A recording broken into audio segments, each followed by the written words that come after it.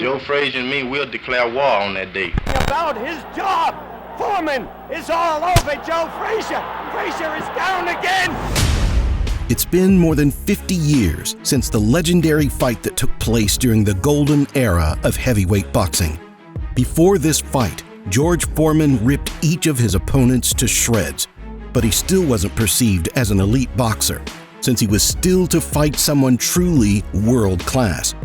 At the time, the best in the world were the legendary Joe Frazier and, of course, Muhammad Ali.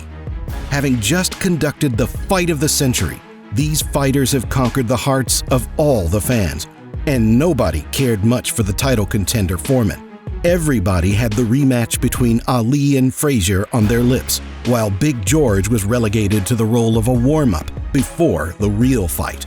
By the end of that warm-up fight, nobody thought this was the case anymore.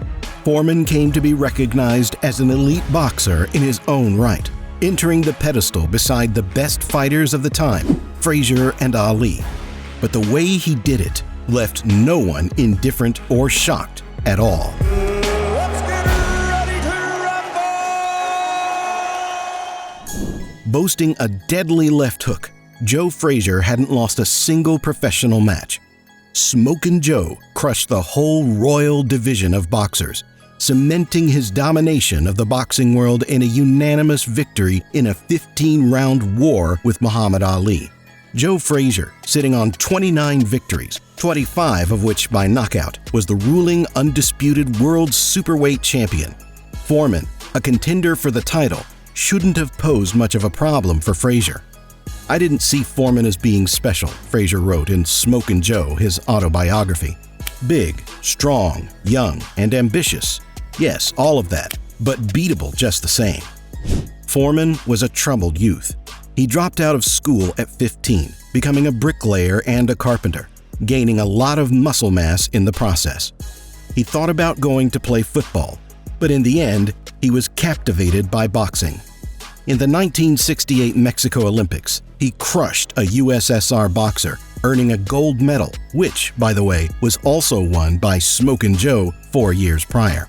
His professional boxing career took off suddenly, and going into the Frazier fight, Big George already boasted an impressive 37 wins, with 35 of them by knockout, and it only took him 3.5 years to accomplish this. Just fought one, caught a right hand. It bothered him a little bit. A left hand staggers him. Surprisingly, over the 7 years of his professional boxing, his future opponent Frazier had 8 fewer fights under his belt, even though he was 5 years older than Foreman. The fact that Big George was significantly taller than Frazier also played to his strength, standing at 6 feet 4 inches.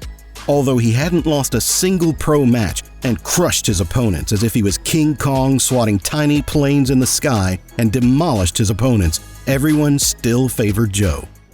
Frazier's defense was honed and seasoned, and this wouldn't be the first time he had to chop down giants the size of Foreman. The gambling consensus was that he'd simply be too tough, too fearless, and too experienced for Foreman, and he would knock the contender down before the final bell. Amongst boxing experts, only 4 out of 31 predicted that Foreman would win, with Frazier's victory over Muhammad Ali 2 years prior still fresh in everyone's mind. In a way, many considered this fight to be a warm-up before the champion had a rematch with the greatest, which is why the fight didn't receive as much recognition as it deserved. To avoid taxes, the match had to take place somewhere outside the States. Kingston, Jamaica was chosen as the location for the fight. Such places would later become the exclusive calling card of Don King. The location demanded a tropically flavored sorbet for the bout, and the promoters duly dubbed it the Sunshine Showdown. Frazier, as the defending world champion, was to receive $850,000, while Foreman $375,000. During the press conference, Joe Frazier said that he would destroy Foreman, to which George told him to shut up. Smokin' Joe obediently fell silent, but it was hardly because he was afraid of his massive and intimidating opponent. Who would have thought that it was Big George that was afraid of his opponent and not Frazier? The bad boy with a Sonny Liston-esque image truly did fear his opponent.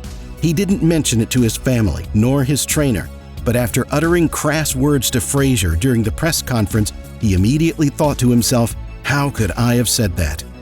During their weigh-ins, Foreman prayed that Smokin' Joe wouldn't lower his gaze as his knees were shaking. The fear was justified.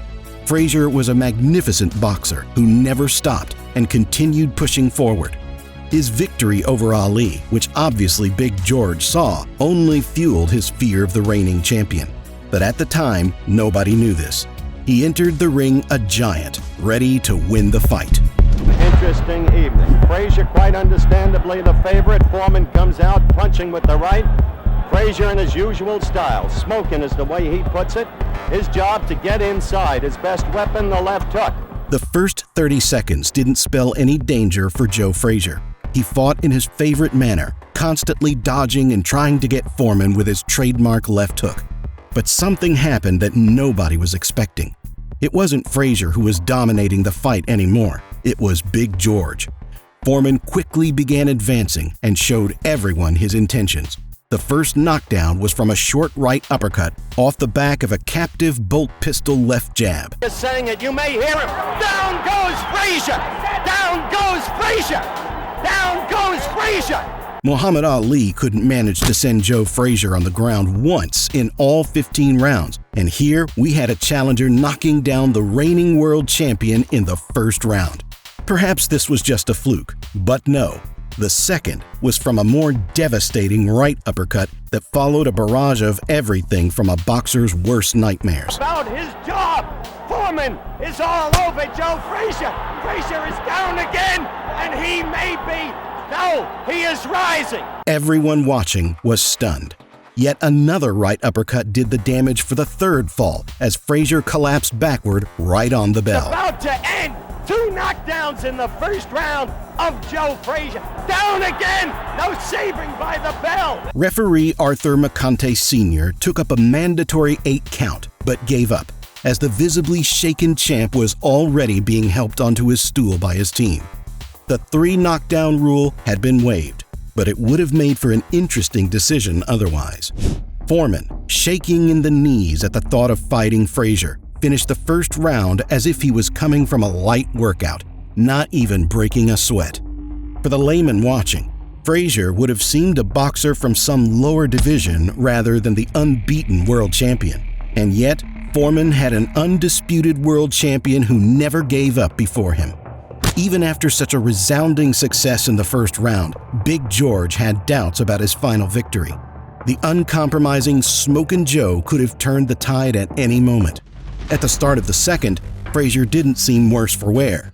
He managed to land 2 of his devastating left hooks, one coming in right into Foreman's head.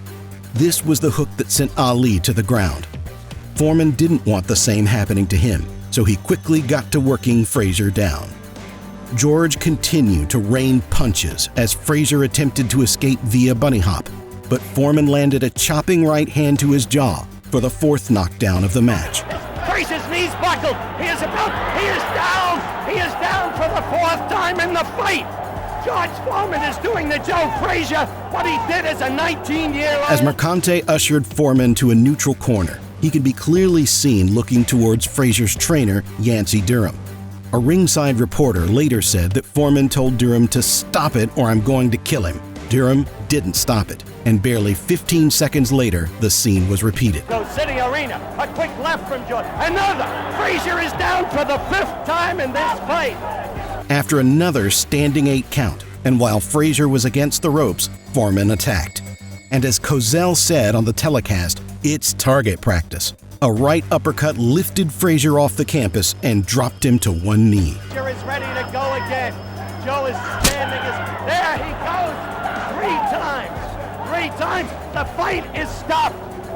Finally, the referee stepped in and stopped the massacre. There's no doubt that Joe Frazier would have fought on until blood stopped flowing through his veins, but this stopped being a boxing match and had to be stopped. The world had a new boxing champion, and his name was George Foreman. George Foreman is the heavyweight champion of the world. The fight drew the attention of 36,000 viewers and became the first bout to be aired on HBO. The spectators left the arena in shock and awe. Nobody was expecting such a resounding victory for Foreman and such a crushing defeat for Frazier, who 2 years prior so handily gave the greatest a beating.